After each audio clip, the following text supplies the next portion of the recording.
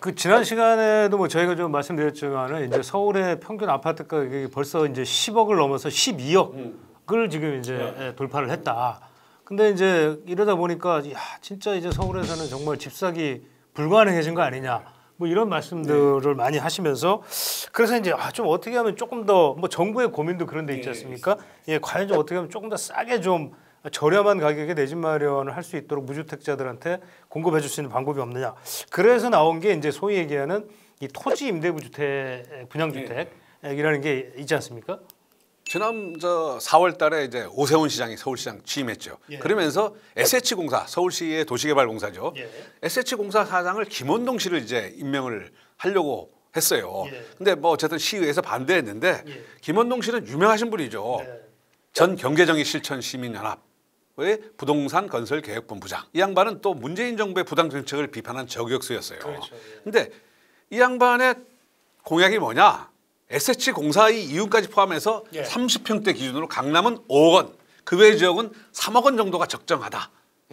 아파트값으로. 아파트값. 그다음에 내년 초니까 올해죠. 올해 예약제를 도입하는 등 시행 준비를 하겠다. 청문회에서 선언했어요.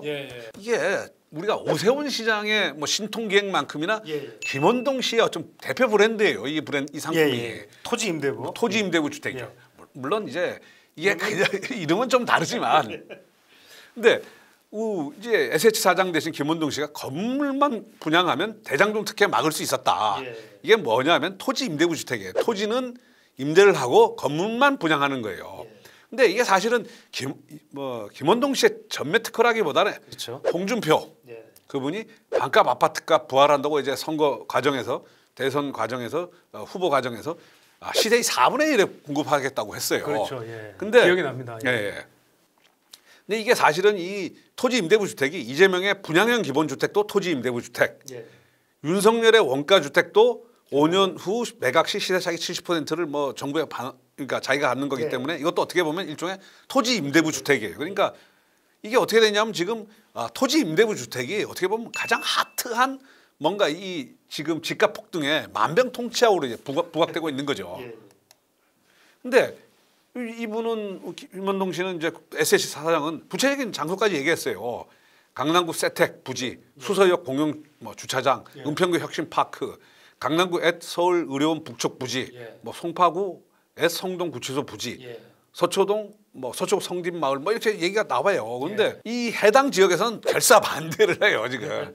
쉽지 않아요. 왜냐하면 구청에서 반대를 하면 행정절차를 받기가 쉽지 않겠죠. 당연히 이 정승윤 강남구청장은 서울의료원 부지가 얼마나 좋은 땅인데 거기다가 공공주택 3,000호 이거 말도 안 된다 이러고 지금 행정소송도 검토하겠다는 입장을 밝혔어요.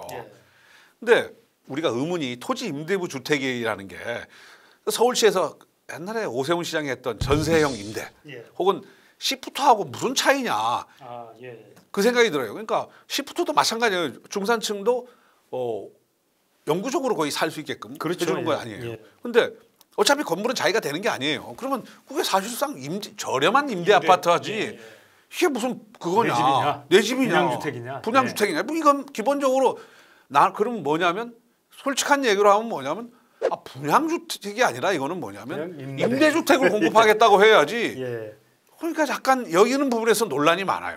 그리고 또 한 분이 뭐냐면 김원동 씨를 비판하기 위해서 하는 게 아니라 앞으로 정책을 좀 더 정합적으로 하려고 하라는 건데 옛날에 한번 뭐냐면 2020년 7월에 어디 CBS의 김현정 뉴스쇼에서 나와가지고 이창무 교수가 한양대 교수님이죠.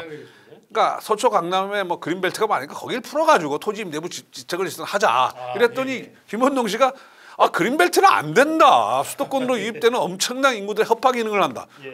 사실은 우리가 그린벨트와 논밭, 임야, 농지를 개발하는 게 가장 싸게 빠르게 하는 거 아닙니까? 근데 이분은 또 그것도 반대하셨어요. 그러면 사실은 어디서 토지 택지를 공급할 거냐 이 논란이 많은 것 같아요. 요즘 지금 이재명 민주당 대통령 후보님도 최근에 그린벨트도 손보는 걸 갖다가 한번 그 얘기도 나오더라고요. 왜냐하면 결국은 그린벨트 손댄 건 오래됐어요. DJ 김대중 정부서부터 사실은 그린벨트를 야금야금 해가지고 해온 거 아닙니까? 그렇죠.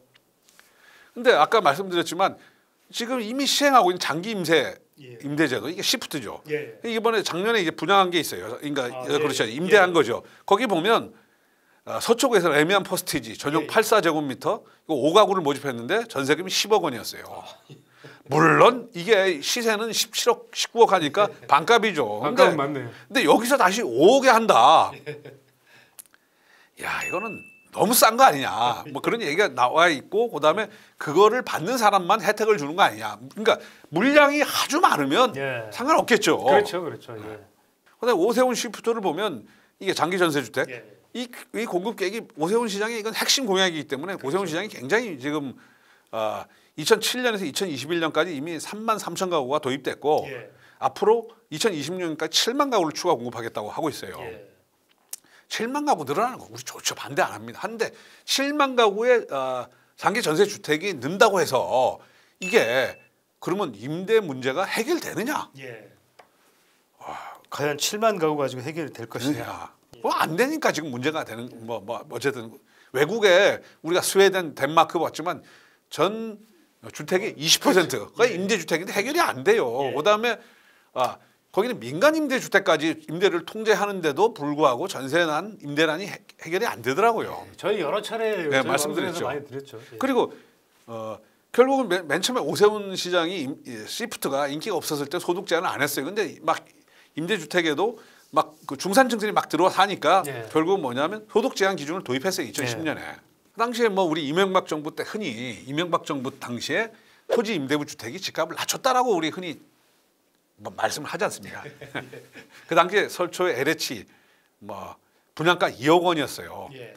근데 이 당시에만 토지 임대부 주택은 판매 조건이 그러니까 정확하게 없었던 것 같아요. 그래가지고 지금 현재 분양가가 최고 2억에 분양했던 게 16억씩 해요. 8배. 8배니까 사실은 그 당시에는 이거를 판매를 하는 거에 대한 정치한 조건이 없어요. 그러니까 사실은 당시에 분양받은 사람이 거의 뭐 다 이건 자기가 로또네요. 로또 한 거예요. 정말 로또네요. 로또 한 네. 거예요. 그러니까 일반 분양 아파트랑 다를 바가 없어요.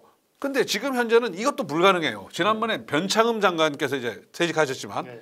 토지 임대부 주택을 팔 때 공공에 되팔아야 된다. 아, 예. 이 법을 만들어 버렸어요. 왜냐하면 그 당시에 이제 로또 논란이 있으니까. 그리고 이분이 이제 변창흠 장관도 당시의 장관도 토지 임대부가 우리 주택 문제를 해결할 수 있는 굉장히 중요한 수단이라고 보시고 그렇죠. 법을 정비를 하신 거예요.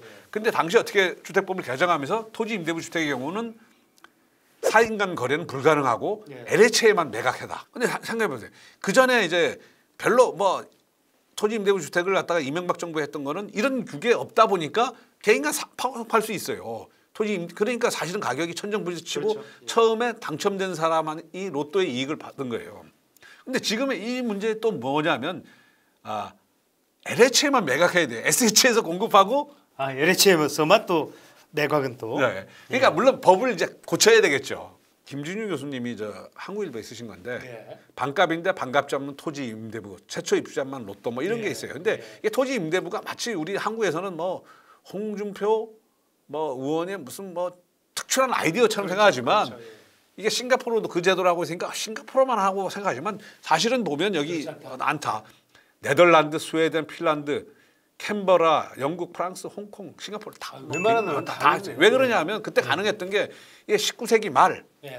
주택 문제가 심각했어요. 그쪽도 유럽도. 예. 근데 당시에는 이 유럽 국가들 대부분 왕정이었어요. 그럼 토지는 누구의 것이 됩니까?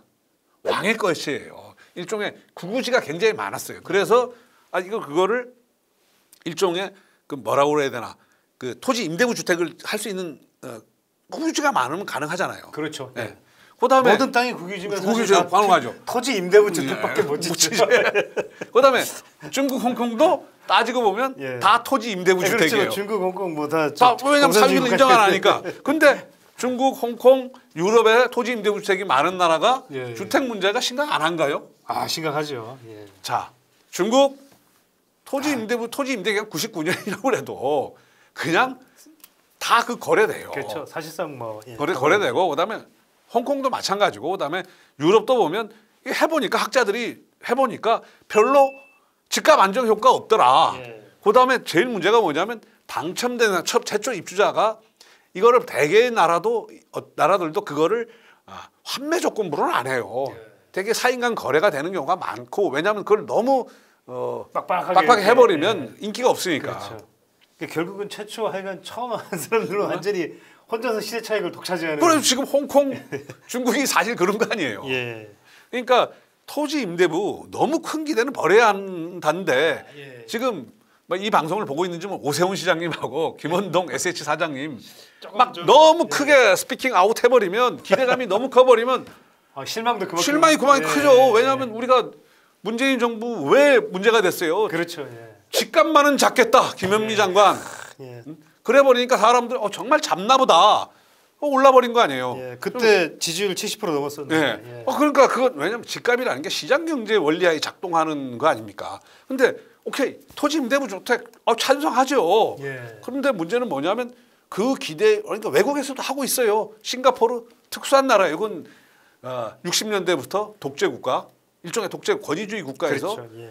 토지를 강제 국유화시켜 가지고 인구도 얼마 안 되고 그다음에 국민연금하고 결합해서 하니까 그렇죠. 가능했죠. 저희가 그것도 예, 소개시켜 드렸습니다. 예. 근데 집값 안정의 최적화 모델 지금 내년에 아마 내년 올해죠 올해 대선 끝나면 이제 오세훈 시장뿐만 아니라 예. 막 결국은 이 최적화 모델을 찾으려고 할 거예요. 그러니까 당첨자만 로또 혜택을 준다. 이거는 뭐냐면 분양가 상한제랑 비슷한 것 같아요. 그렇죠. 예. 지금 결국은 분양가 상한제도 폐지하기 굉장히 어려울 거 아닙니까? 왜냐하면 분양가 상한제로 당첨되시는 분들은 큰 혜택을 얻는데 그걸 뺏을 수는 없지만 분양가 상한제 하에서는 이게 누구를 위한 그렇죠. 제도인가 뭐 이런 근본적인 논란들이 있어요. 과연 이게 집값을 잡는 거냐 거냐. 아니면 상한제로 당첨된 사람들만 돈을 벌게 벌게 하는 해주는 거냐. 거냐. 예. 그다음에 또 근본적으로는 뭐냐면 시장 효과가 있으려면 공급 물량 확대가 어떤 전제 조건이 되는 것 같아요. 네. 그리고 뭐 어쨌든 오세훈 시장 그다음에 우리 김원동 SH공사 사장님도 임기가 뭐 3년이에요. 그렇죠. 예. 뭐 그다음 오세훈 시장 뭐 내년에 다시 또 선거를 치러야 되고 그러니까 정말 뭔가 우리가 자기 주택 시장을 안정화시킨다는 거에 지금 반대하는 사람 아무도 없어요. 근데 한번 머리를 싸매고 정말 모델 하나 만들어야 될 것 같아요. 과연 정말 이게 시장의 안정에 도움이 되느냐. 좀 장기적이고 근본적인 예. 대책인가. 지금 사실 나오는 대책들이라는 게 대부분 약간 좀 대증요법 비슷하게 네. 이렇게 단기간에 좀 어떻게 뭔가를 좀 해보겠다. 네. 뭐 이런 것들이 너무 많아요. 예. 그러니까 뭐 이제 김원동 씨뿐만 아니라 뭐 이재명의 기본주택, 그다음에 윤석열의 성렬의 원가주택, 예. 뭐 이런 것도 사실은 보면 그럴듯해 보이지만 예. 우리가 반대하는 건 아니에요. 그러니까 그런 그렇죠. 것 예, 반대는 안 합니다. 그런 정책이 있으면 좋죠. 예. 한데 그걸로 일거의 문제를 해결한다는 식의 만병통치약은 아니지 않느냐. 아니냐. 예. 그럼 뭐 지금 서울시 지금 김원동 사장님 취임하셔가지고 민간 원가 공개를 첫 했어요. SH 원가 공개 해봤더니 수익률이 SH공사 수익률 55%예요. 깜짝 놀랐습니다, 진짜. 그러면 SH가 55% 자기가 다 먹느냐? 그거 아니거든요. 그렇죠. 예. 그걸 해가지고 그 돈으로 한쪽에서는 돈을 걷어서 또 임대주택도 짓고 또 택지 개발도 하고 뭐 이런 그거 고단 시프트도 사실은 이 돈으로 만드는 거예요. 장기 임대 점수 반값 아파트도. 그리고 뭐 말씀드렸지만 분양 원가 공개라는 게 그러면 민간 건설 업체로 뭐 민간 건설 업체의 그 분양 원가라는 거는 어떻게 따지고 보면 재무 결산서에 보면 나와요. 근데 민간 건설사들도 수익이 뭐 20-30% 나오는 건설사 거의 없어요. 뭐 한 10% 정도고. 그렇죠. 이게 워낙에 이제 뭐 민간 건설사들 같은 경우는 뭐 금액이 크니까 그러니까, 1년에 뭐 몇 조씩을 하다 보니까 10%만 해도 이익이 뭐 몇천억이 나오는 거죠. 예. 그러니까 그렇게 보셔야 되는 그렇죠. 것 같아요. 그러니까 뭐 수익이 나는 데도 있고 수익성이 떨어지는 데도 있고 그렇죠. 그렇지 않습니까? 그러니까 어쨌든 지금 새해 들어와 가지고 다시 이제 뭐 어쨌든 가장 큰 이번 선거뿐만 아니라 작년 집값이 너무 많이 올라 가지고 젊은 층 무주택자들한테 너무 고통스럽고 그런 걸 주고 있어요. 그런 문제를 어쨌든 해결할 수 있는 뭐 저희들이 뭐 집 재테크만 하는 게 아니라 그런 방법에 대해서도 한번 지혜를 모아야 되지 않나 하는 생각이 들어요. 예, 그러니까 토지 임대부도 사실 뭐 저희가 아까도 말씀드렸지만 계속 얘기하는 게 이게 이제 장기적으로 지속 가능한 한 그런 모델, 과연 이제 물량과 예산과 이런 것들이 과연 토지가 그러니까 뭐 마찬가지지만 부지가 이렇게 과연 계속 지속적으로 5년 아니면 10년 아니면 그 이상 이 확보될 수 있느냐. 이게 사실은 가장 핵심적인 부분일 텐데. 근데 김원동 사장님이나 막 오세훈 시장님은 뭐 5억, 3억 좋죠. 그렇게 아유. 해가지고 많은 사람 혜택 보고 그렇죠. 집값이 안정된다면 예. 좋죠. 근데 그 부분에 대해서 어쨌든 뭔가 너무 이제 구체성이 좀 없는 것 같아요, 아직까지는. 너무 예. 그렇죠. 근데 제가 서울시 주택국 분들하고 얘기를 나눠보니까 아직 서울시의 정책으로 본격적으로 뭐 이렇게 구체화된 건 없다고 그러더라고요. 본인들도 굉장히 곤욕스러운 모양이더라고요. 예. 그러니까 이제 저희가 어찌 됐건 뭐 이제 새로운 정부 차기 정부가 이제 얼마 안 남았습니다, 사실. 근데 이제 차기 정부에서도 물론 토지 임대부 뭐 아니면 뭐 기본 주택이 될지 원가 주택이 될지 모르겠지만 뭐 이런 것들이 이제 된다라고 하는 거는 뭐 참 좋습니다. 근데 만병통치약을 구하는 예. 그런 좀 과장된 이펙트 효과에 대해서 과장된 그런 어드레스를 좀 안 했으면 좋겠어요. 그리고 결국은 이게 시장 논리에 맞춰서 가면 물론 이제 너무 과하게 이제 시장 논리가 이제 과하게 과열이 돼서 시장이 과열이 되는 건 문제이기도 하지만 그러나 어찌 됐건 많은 분들이 또 얘기하시는 것 중에 하나가 결국은 정상화가 되기 위해서는 이 인위적인 어떤 참 어이없는 규제들이 이 정상화되지 않으면 그것들만 정상화해 놓으면 공급이나 이런 것들이 정상으로 돌아가지 않겠느냐. 그러면 시장은 자연스럽게 굴러간다. 뭐 이런 얘기를 또 하시는 것 같아요. 예. 그래서 뭐 올해도 하여간 여튼 좀 뭐 저런 뭐 다양한 아이디어들이 좀 뭐 대선 과정에서 좀 구체화 됐으면 좋겠습니다. 예.